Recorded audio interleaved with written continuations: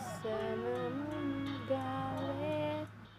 Ako sana'y pakinggan, di ko balak ika'y saktan.